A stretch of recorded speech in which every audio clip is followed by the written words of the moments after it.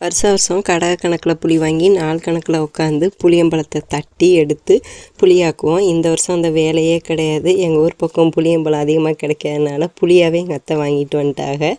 பழைய புளி, அப்புறம் இந்த 5 கிலோ புளி, அப்புறம் பக்கத்தில் பிறக்கின புளி, இதெல்லாம் வச்சு இந்த வருஷம் வேலையை முடிக்க வேண்டியதை புளியம்பழத்தை பார்த்துக்கறீங்கன்னு சொல்லி வச்சுருக்காங்க.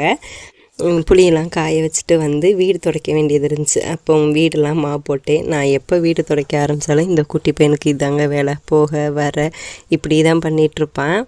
புளியை காய வச்சு ஆற வச்சு அதையும் எடுத்து வச்சாச்சு. அப்படியே கிளம்பி ஒரு வேலையாக சிவகங்கை வர போனோங்க. இன்றைக்கி ஆட்டோ எடுத்துகிட்டே கிளம்பி போயிட்டோம்.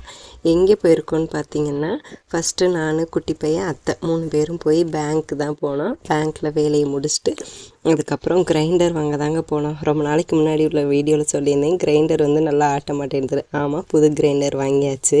புது கிரைண்டர் வாங்கினதை விட அதை பழக்கப்படுத்துறது ரொம்ப கஷ்டம்.